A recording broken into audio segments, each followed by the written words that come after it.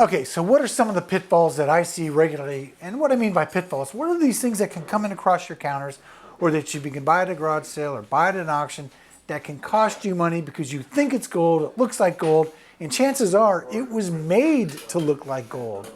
Well, one of the oldest things in the book, biggest tricks that I've seen all the way back in 1950s and 40s actually, in Italy, after the war, Europe was kind of poor. They would take these gold-filled bracelets. They would put a heap of extra gold plating on them, and then they would take them to the GIs and they'd say, "Hey, buy this for your honey, buy this for your wife, buy this for your mom." And they'd look at it and they'd pick it up and think, "Man, this looks like it's real." And they'd give the guy, a couple $100 at the time, which the thing was probably still worth $1,000 at the time, and they'd send it home and grandma would wear it, mom would wear it, then mom would turn into grandma, or mom would turn into, somebody that just wanted to sell it. So then they come to us. This is all the way back 25, 30 years ago. And we would take a look at it, and we would look at these heavy bracelets, and they were made to deceive. All you have to do with these things, and there's a lot of them, they say 18 karat Italy, heavy gold bracelets, you have to file them. You have to file anything that's going to cost you $500, maybe your budget's $100. You have to file into them because there's a lot of them out there. More recently, people started wearing white gold. So, well, hey, let's get some white gold out there. Well, guess what? People soon realized these guys, especially during the gold rush of 2011, 12, and 13, let's make some things out of stainless steel and let's stamp them 18 karat or stamp them 750, and let's take them to these shops because why are they made out of stainless steel? And that's a good question. Because stainless steel, when you rub it on here and you put the 18 karat acid on there, will not react. So what does that mean? Well, what that means is the 18 karat acid does not protect you from that. So if you drop it on there and if you rub the 18 karat on here, it stays still. If you rub the stainless on there, it stays.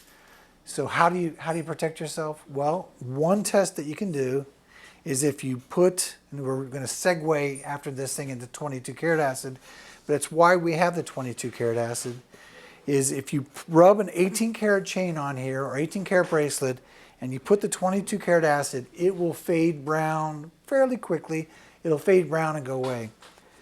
On stainless steel, if you put the 22 karat acid on there and you rub it on there, it will sit there for probably 4, 5, 10 seconds, and then it will almost flash a yellow color and disappear. If you see that any kind of flash of yellow or any kind of greenish yellow, stay away from it. Chances are it's stainless steel. But this brings up another point. Now, listen, acid testing is only part of the game. If you're out there and you're trying to make a living off of this, and someone's got an 18 karat bracelet they're trying to lay you away with, you've got to use all your senses. You got to use your eyes.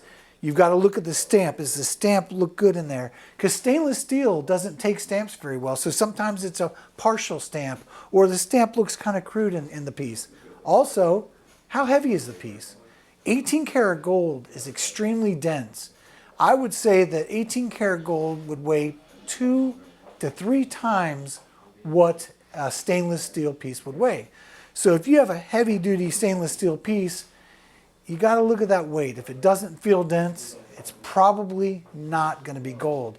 It might take you some time, but that's where I say if you're really in doubt about it, you should definitely see someone like myself or call us. So again, those are just some of the pitfalls that you can run into, but those are the main ones. Also, not so long back, there was these kids in the area. I won't call them kids. I guess I'm 53 now. Kids being in their 20s. They were getting this gold-filled heavy wire, and they were taking it and bending it and turning it into bracelets. And then you went on your stone, you rubbed it, and guess what? It tested perfectly again. But these things were costing people $300 to $500. So my best bet is you have to look at these things. Taking a look at it, you look at it and you think, this thing doesn't weigh like it should. It should be denser. Now, if you're inexperienced, it's one thing, but no matter what, again, always remember, take the file, rub the piece of merchandise, drop the 14 karat acid directly on it. If you drop the 14 karat acid on anything that's not a precious metal, whether you're testing for silver, gold, or whatever, it will bubble green, it will bubble black, it will bubble something. But when you see that bubbling, stay away from it.